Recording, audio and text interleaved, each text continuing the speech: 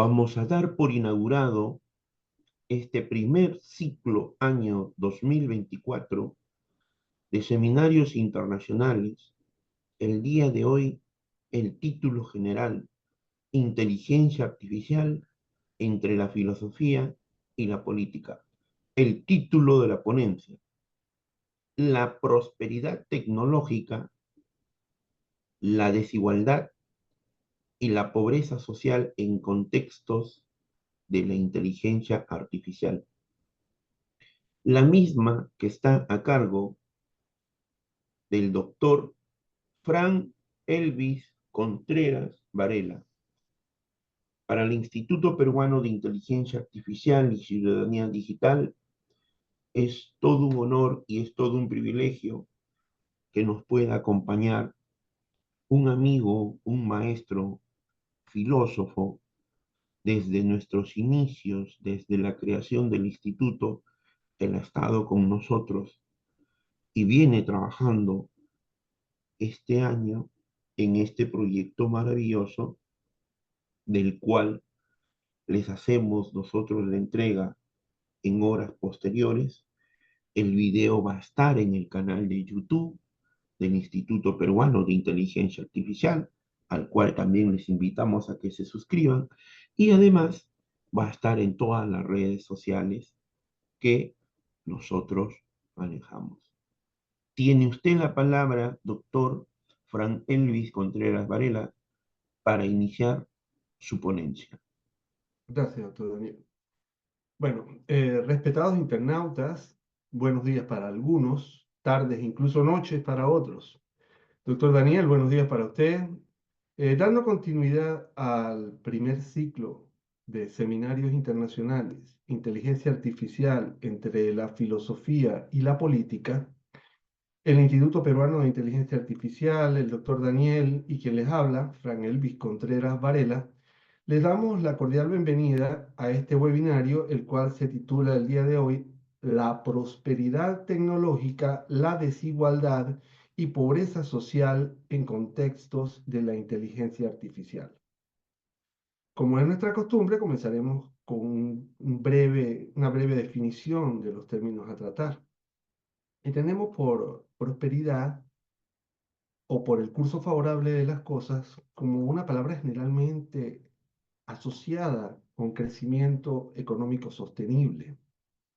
Y si a ello le sumamos la palabra tecnología, que sería algo así como la suma de técnicas utilizadas en la producción de bienes en el logro de objetivos, tendríamos algo como el curso favorable de las técnicas utilizadas en el logro de los objetivos.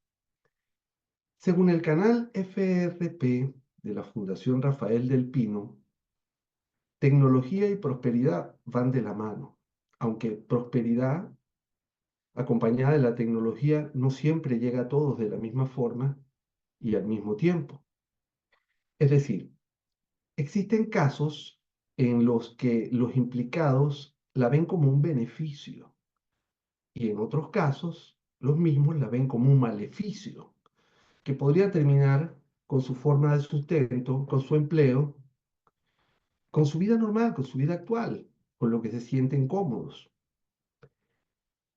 El día de hoy, en la era de la inteligencia artificial, del cambio tecnológico y en concordancia con lo anterior tratado, es muy probable que ésta sea el causante directo de una gran pérdida de empleos y con ello la principal protagonista de los casos de desigualdad. Es opinión de muchos que la sociedad en general se beneficia siempre de las nuevas tecnologías y esto desde varios puntos de vista es cuestionable, ya que para que esto suceda tienen que darse supuestos que no siempre están presentes. Para aquellos que suelen pensar que la sociedad va a salir beneficiada y en especial los trabajadores con la llegada de las nuevas tecnologías, formulamos la siguiente pregunta. ¿Qué pasaría si ese vínculo esperado entre tecnología y mercado laboral no llegara del todo a funcionar. Si la tecnología no trae de la mano ese progreso, en ese progreso la prosperidad que tanto anhelamos.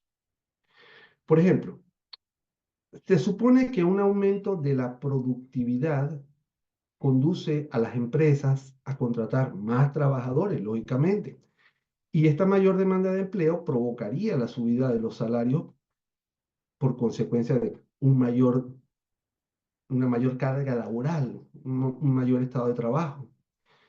Pero, ¿y si las cosas no suceden así? Al buscar en la historia situaciones similares, encontramos que la introducción de los molinos en la Edad Media multiplicó por 10 la productividad, al igual que multiplicó por 10 el régimen de servidumbre de la población. Sin embargo, esto a los únicos que benefició fueron a la aristocracia y al clero. Otro ejemplo de esta situación que encontramos buscando en la historia, lo encontramos en los esclavos de Virginia, a los cuales les fue incluso peor cuando se introdujo la desgranadora de algodón. La revolución industrial fue un proceso de cambio tecnológico en un entorno institucional distinto del feudalismo o de la esclavitud. Y en sus albores, la maquinaria desplazó a los trabajadores cuyas condiciones de vida empeoraron. Pero los trabajadores concentrados en las áreas industriales lograron organizarse y adquirir y aprovechar esta revolución industrial para mejorar sus condiciones. Con las tecnologías digitales y la inteligencia artificial puede volver a repetirse la historia. Estos cambios suponen oportunidades y desafíos, lógicamente, pero esta vez no será tan solo una situación de adaptabilidad, ya que no disponemos de otra opción triunfadora que garantice que todos vamos a estar mejor. Puesto que en este mundo de hoy, donde los avances digitales, la vigilancia intrusiva, la recopilación de datos a través de la automatización excesiva y de la robótica amenazan directamente nuestros empleos y no solo a ellos, también a nuestras democracias, como hacía mención en el trabajo anterior, justamente cuando hablaba de la posición y el desempeño de compañías internacionales que sirviéndose de su acceso a la inteligencia artificial, ponían esta y sus servicios propios a disposición de regímenes que atentan y violentan a los derechos humanos y a las democracias. Es por ello que el progreso y la prosperidad no son un mero distinto predeterminado, sino que dependen de las elecciones que el día de hoy nosotros, la comunidad en general, hagamos sobre el campo de la tecnología. Esto que acabamos de poner de forma reducida es parte de la sinopsis del libro de los economistas Daron Acemoglu y Simon Johnson, Poder y Progreso, nuestra lucha milenaria por la tecnología y la prosperidad. Bien, proseguimos. Con ello pudiéramos comenzar con la pregunta de cómo resistirse al avance imparable de la tecnología. Como todos podemos ver a cada paso, las empresas e incluso los gobiernos se centran en los procesos automatizados, en robots, en el crecimiento y desarrollo diario de la inteligencia artificial y en la manera sobre cómo fomentar su autonomía. Todo esto proporcional al detrimento de los empleados y de su formación profesional, ya que a ese punto no es importante y mucho menos imprescindible que se formen empleados cualificados para determinados oficios cuando prácticamente ya son desplazados. Con esto como entrada, ya estamos suprimiendo los puestos de trabajo y no se habla, y es más, ni se piensa la manera de crear nuevas tareas que generen o aseguren una nueva demanda laboral. En cuanto a esto, existen dos visiones muy distintas de lo que deberían ser los caminos de transición de esta era, la era de la nueva revolución industrial, por llamarle de alguna manera, por análoga a la anterior, la era de la inteligencia artificial. En su primera visión se plantea que la inteligencia de la máquina y la máquina inteligente son esenciales, lógicamente, pero esta visión está sesgada y va camino hacia la automatización.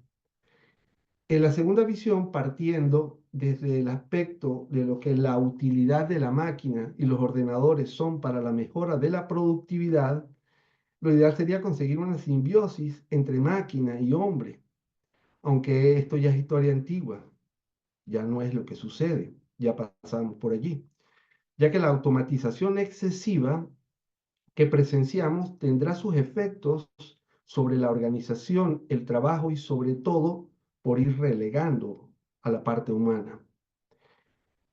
El desempleo tecnológico es un término que, aunque suene actual, fue acuñado en 1930 por el economista John Maynard Keynes.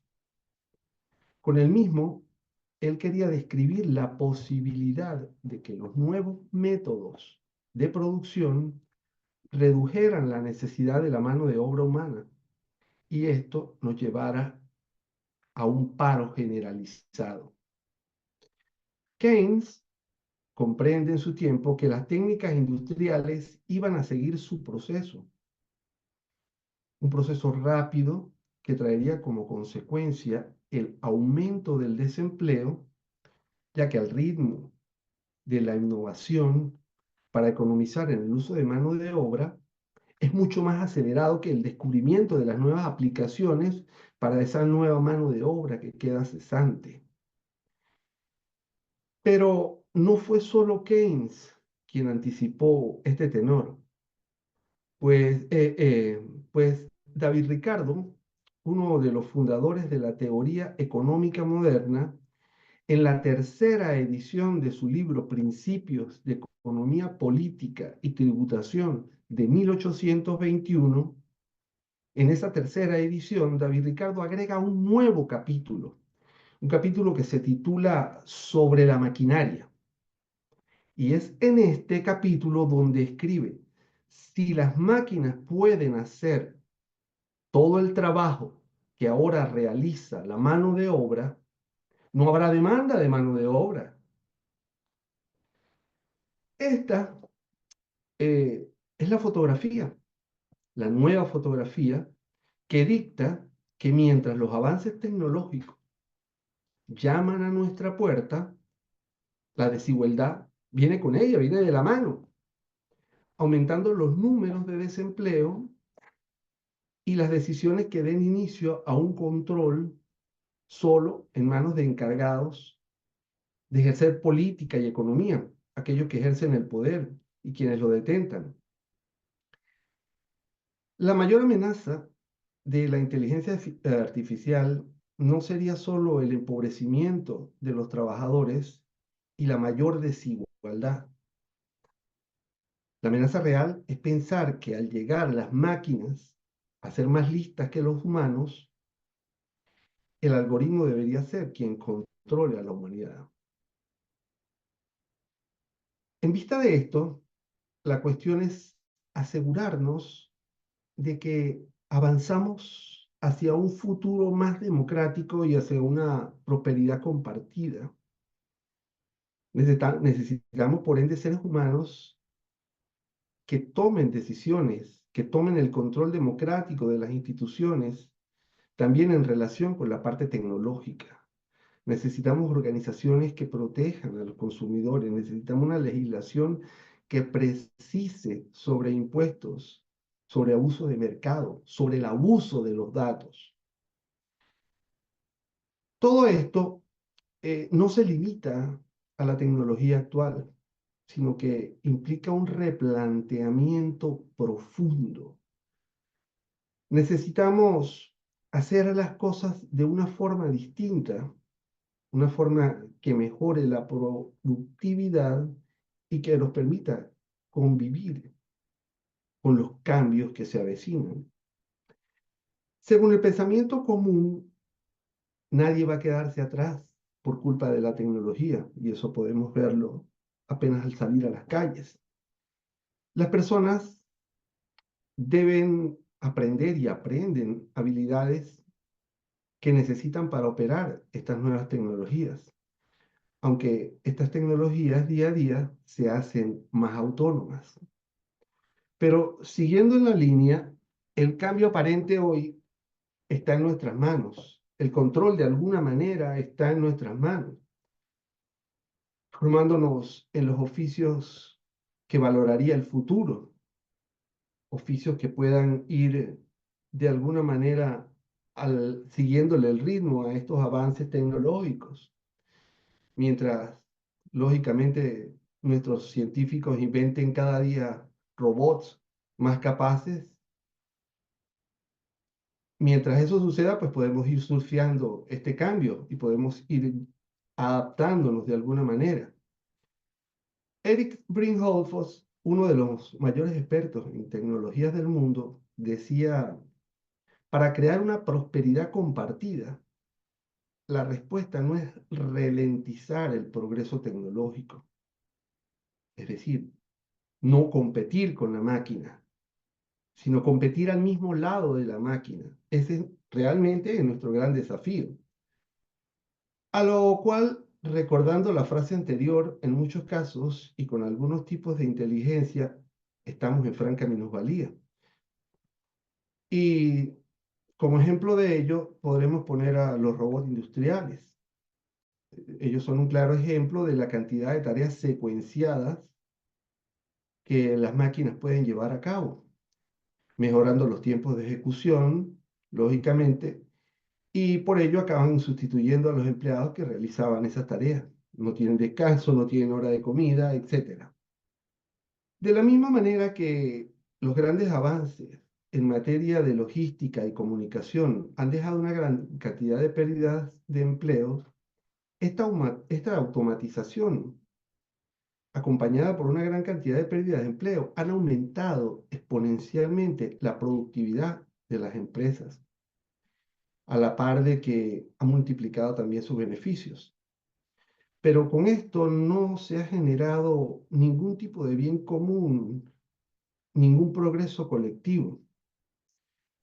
Aunque no es negable que el progreso ha traído un aumento de nuevas profesiones, es también importante destacar que las mismas se han dado y desarrollado desde un punto de convivencia con la máquina, como decíamos anteriormente. Razón esta por la cual los peores miedos de Keynes sobre el desempleo tecnológico aún no han llegado a hacerse realidad. Pues aunque este proceso de automatización durante el siglo pasado fue muy intenso, no llegó nunca a reducir la demanda laboral. Esto por venir acompañado, como hablábamos anteriormente, de reorganizaciones y mejoras que generaron nuevos empleos, lo que en la actualidad se traduciría por reducir los costes e incrementar la productividad, sirviéndose para ello de la tecnología, creando a su vez nuevos puestos de trabajo que se encarguen de cubrir las tareas no automatizadas, por ahora o con la creación sobre la marcha de las tareas que aún nos son desconocidas. Sin embargo, la creación de estos nuevos puestos de trabajo será muy inferior cuando el incremento de la productividad por causa de la automatización sea reducido. Como un ejemplo de esto, quisiera citar el autoservicio de gasolina, que trasladó el servicio al cliente, frenando la contratación de expendedores, y esto no trajo ningún descuento en la gasolina ni hubo beneficio alguno al consumidor, que ahora debe bajarse del vehículo, poner su propio combustible, eh, perder un tiempo en lavarse las manos o usar un guante, ir, pagar. No hay beneficio alguno en esta parte de la automatización. Eh, por el contrario, en muchos casos es más lento porque las personas mientras se adaptan al proceso o son más lentas en cuanto al movimiento o la seguridad de lo que están poniendo, no vaya a ser que pongan diésel en vez de gasolina, eh, el tiempo que ellos tardan en ejercer el proceso es mucho más largo que si hubiera un expendedor, por lo cual para el consumidor no se tradujo en ningún beneficio. De la misma manera que los robots industriales han generado despidos masivos, suplantando trabajadores y aumentando una productividad y unas ganancias que no son exponencialmente compartidas con el consumidor, ya que las grandes empresas o gobiernos no tienen por qué compartir sus ganancias, solo intensificar el grado de coacción para que los mismos sean aceptados, como en el caso de los expendedores de gasolina o los casos de los cajeros electrónicos en los supermercados. Bien, todo esto deriva de que en la actualidad la visión de los jerarcas, tanto empresariales como oficiales, en quienes recae el peso de las decisiones que marcan el destino de estas innovaciones tecnológicas, ejerce un efecto desproporcionado sobre la utilización de estas herramientas. Los efectos de la tecnología están en concordancia con sus creencias e intereses, intereses que en muchos casos tienen un costo muy elevado para el resto de la población.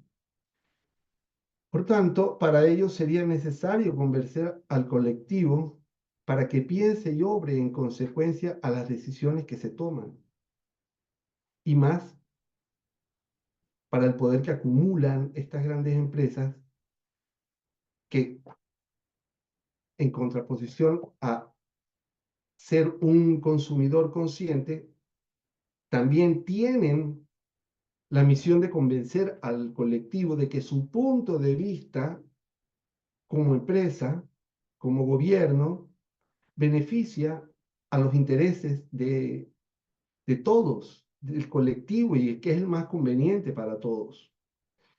Entonces, si todo el mundo está convencido de que las tecnologías de la inteligencia artificial son imprescindibles, las empresas solamente van a invertir en esta tecnología.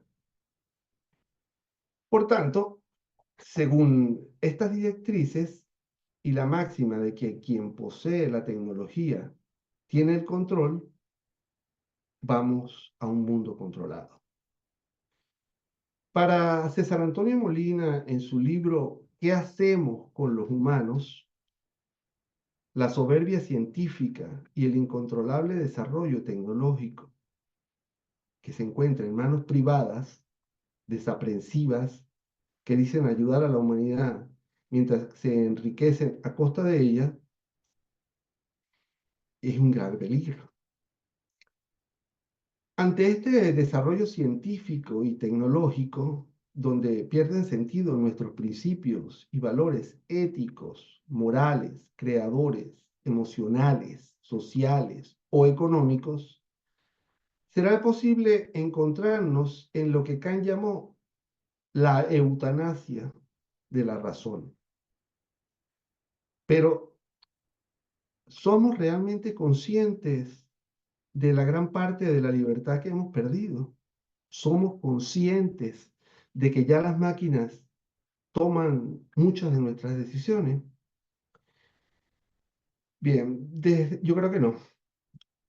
Desde hace tiempo ya estamos permanentemente vigilados por los mismos aparatos en los que los apoyamos y sin los cuales no podemos vivir. Cada vez nos adaptamos más y más a un nuevo aparato, a una nueva ayuda. Empezó de una manera con los teléfonos celulares, con los Smart TV, con los smartwatch. Ahora me ha sorprendido mucho los Smart Glass que tiene Ray-Ban y no sé qué otra compañía. Y realmente pues nos apoyamos en este tipo de aparatos y ya no podemos vivir sin ellos. Somos de fácil costumbre a este tipo de cosas que de alguna manera entre comillas, nos hacen la vida más fácil. Y nuestra gran preocupación o angustia ahora se traslada a imaginar que ese aparato en un momento u otro nos falle y no sepamos realmente qué hacer. Como tenido la oportunidad de observar una vez que hubo una reunión, presencié cerca de una reunión de las Naciones Unidas y había una gran cantidad de inhibidores de señal en los previos y muchas de las personas se orillaban generando colas de tráfico porque trataban de consultar los navegadores de sus teléfonos o de sus coches que no funcionaban porque no podían obtener la señal por los inhibidores y estas personas no sabían a dónde ir.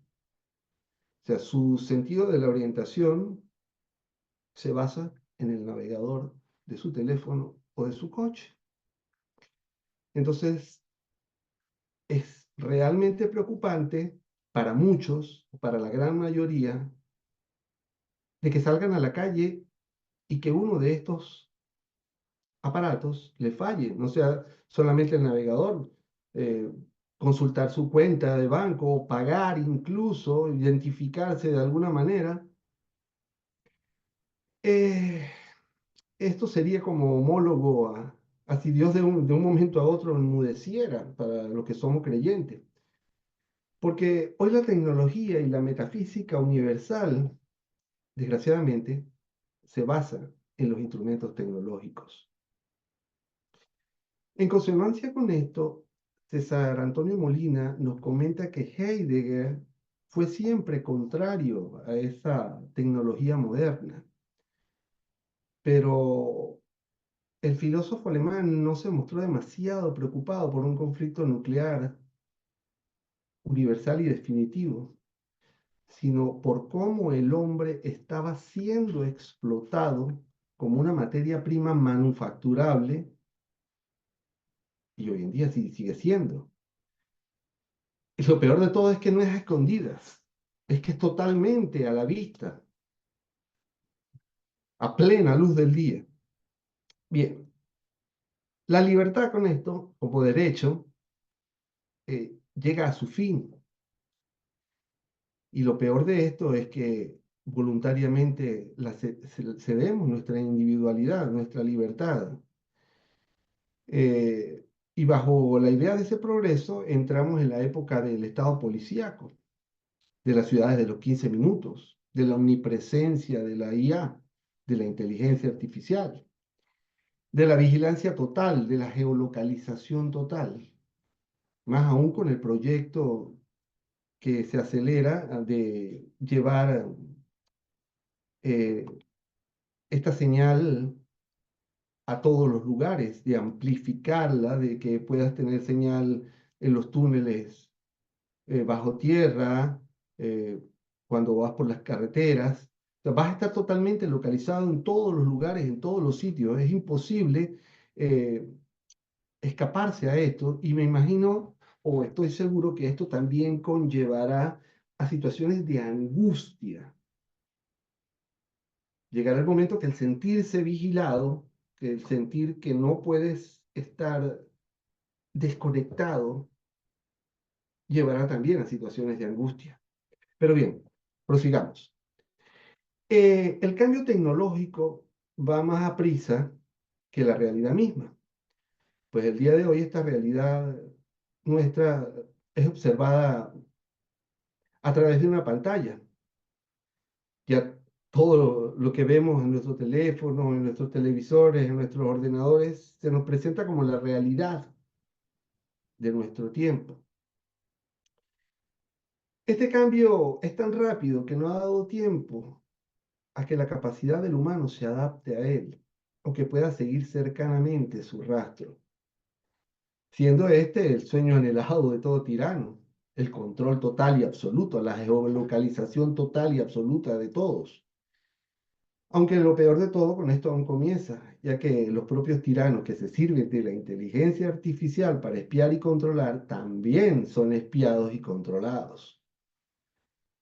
Y ya que hablamos de espías y control, sin espías y sin soplones y todo aquello que solían hacer los humanos, ¿qué será del ser humano en el mundo futuro?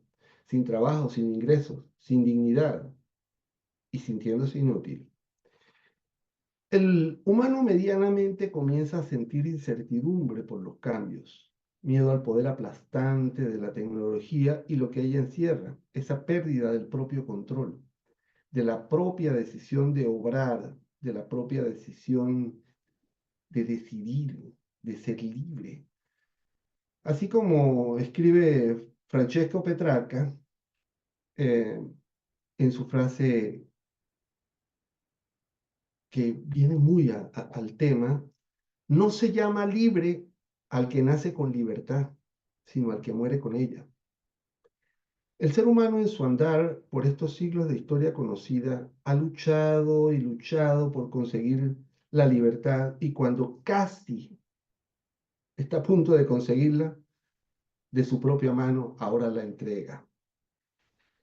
Este nuevo mundo que nos toca vivir, al cual enfrentamos, se apodera día a día, hora a hora, de las más profundas raíces de lo que ha sido el ser, de la existencia misma, y transforma los fundamentos de una manera tal que no logramos comprender.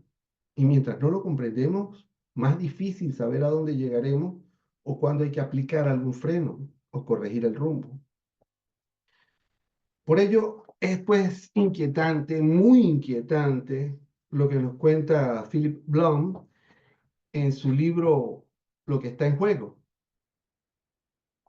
Los ordenadores, los últimos modelos, han aprendido a aprender, a entender, a hablar, a reconocer y adaptar sus capacidades a cada situación.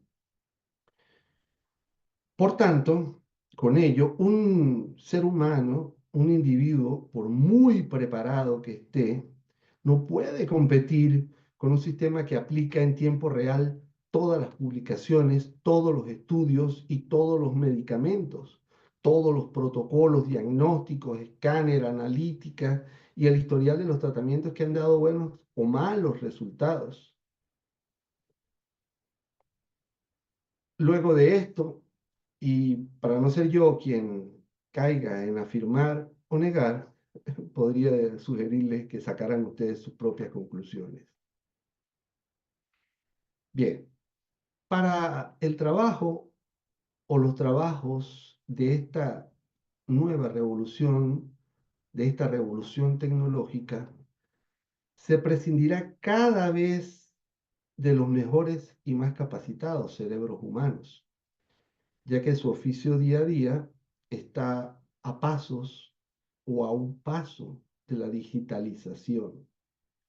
Y en un corto, muy corto diría yo, tiempo, ya la mayor parte de las labores realizadas por los humanos habrán desaparecido, sin que hasta ahora hayamos investigado las consecuencias sociales del desarrollo tecnológico. Según el estudiador Philip Blum, de quien comentábamos, los partidos de izquierda sin soluciones alternativas tenderán a su desaparición y los de la derecha clásica liberal democrática también se quedarán sin argumentos frente al capitalismo más salvaje y sin escrúpulos que derivará de toda esta nueva revolución industrial. Y probablemente cuando ya esté desaparecida la política tal cual como la concebimos y experimentamos hoy en día, algunos oligarcas dirigirán los destinos de las naciones con un régimen cerrado e inviolable, sustentado todo ello en el Big Data, para la supervisión y el control total y los algoritmos omniscientes. Noam Chomsky, en su libro Guardianes de la Libertad de 1988, fue uno de los primeros en denunciar el socavamiento de las democracias y el poder creciente de las corporaciones. Él decía que el ser humano iba camino de su obsolescencia. Y con esto se agrandaban las preguntas. ¿Qué harán los gobiernos? ¿Abandonarán a quienes no hayan podido asegurarse un sustento a lo largo del aviso o de los avisos del crecimiento de esta nueva revolución industrial a su suerte? ¿Quedará vigente alguna clase social, posiblemente como se ve en, en los que no están alineados al gobierno en países de régimen dictatorial, las clases más bajas, incultas, pobres, hambrientas, indignadas y abandonadas, y la clase media depauperada, de alguna manera surfearán todo esto bajo la más completa indefensión. Pero con esto nos preguntamos cómo será la sociedad y cómo será su composición si ya no se trabaja, si ya no se forma. Vamos en franco retroceso, no solamente intelectual, sino social también, como han escrito ya varios pensadores. Gramsci comentó que todo colapso provoca trastornos intelectuales y morales, pesimismos de la inteligencia y optimismos de la voluntad. Con esto sería también necesario evitar una situación o esta situación que crece día a día y que ha sido la causa de la caída de imperios, el desarrollo de una sociedad que ya no tiene esperanza, que de al ver y analizar hacia dónde vamos, pierdan sus metas a futuro. Una sociedad donde la vida y el trabajo ya no tengan valor. Seres humanos minimizados a ser solo datos que pueden comprimirse y ser vendidos al mejor postor. Por esto, en su libro, esta vez es diferente cuando la inteligencia artificial trasciende a la humanidad, del autor Omar Hatamiech, en su capítulo 1, la revolución industrial versus el auge de la inteligencia artificial, economía y sociedades en constante cambio.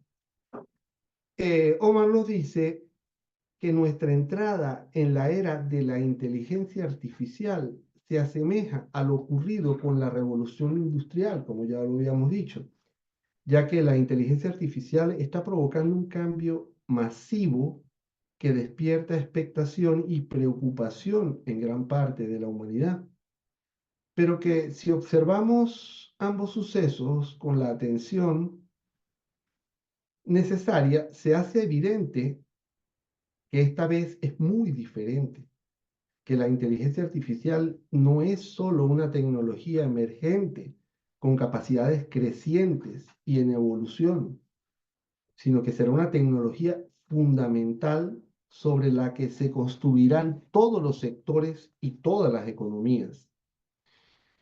Que a pesar de que de la juventud de la inteligencia artificial, la misma ha conquistado un mundo, transformándolo e incluso haciendo desaparecer ya profesiones tradicionales relacionadas con rutinas diarias. En el contexto de la revolución industrial, la mecanización no solo eliminó los puestos de trabajo, sino también creó nuevos puestos de trabajo, como habíamos venido diciendo. Asimismo, a corto plazo, eh, tiene la visión, Omar, en su libro, que a corto plazo la inteligencia artificial ayudará a crear más ocupación. De hecho, en este siglo XXI veremos cómo surgen millones de puestos de trabajo derivados de la inteligencia artificial. Algunos de ellos estarán en campos directamente relacionados con la inteligencia artificial, pero otros seguramente provendrán de industrias que se han rejuvenecido con el advenimiento de la inteligencia artificial. Mas, sin embargo, cuanto más avanzada sea la inteligencia artificial, esta tendencia pasará de las inteligencias artificiales que crea más puestos de trabajo a una inteligencia artificial que asuma por completo los roles de los humanos y reemplace los puestos de trabajo en todos sus dominios.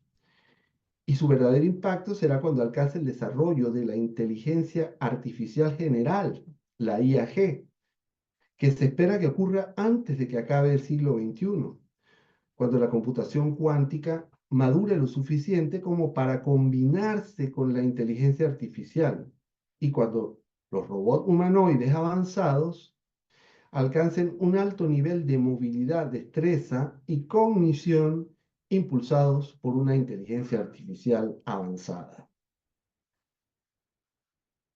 Pues ya no solo se trata de que la tecnología asuma los roles humanos, sino que la inercia entre la inteligencia humana y la inteligencia de las máquinas sea un hecho. Bien, visto lo anterior, podemos concluir con que el impacto multifacético de la inteligencia artificial en el empleo merece ser estudiado a profundidad y esto debe incluir la conciencia de los peligros y las oportunidades potenciales que se pueden derivar de ella, ya que si bien lo que se vaticina con respecto al mercado laboral es negativo, no podemos ignorar su potencial para complementar las tareas laborales. Y como un ejemplo de esto podemos poner el desarrollo de la inteligencia artificial o su importante papel en el descubrimiento de las vacunas al momento de la pandemia, de cómo pudo hacer las combinaciones y saber cuáles reacciones debían o no debían hacerse. E incluso se tiene un comentario que pude apreciar en estos días en un artículo de que hizo combinaciones temerarias que ningún humano hubiese hecho, al igual que las jugadas temerarias que hizo la máquina de inteligencia artificial, si no me equivoco, de Google, con también jugadas temerarias que hoy incluso estudian jugadores humanos y que ningún humano se hubiese atrevido a hacer. Bien, con esto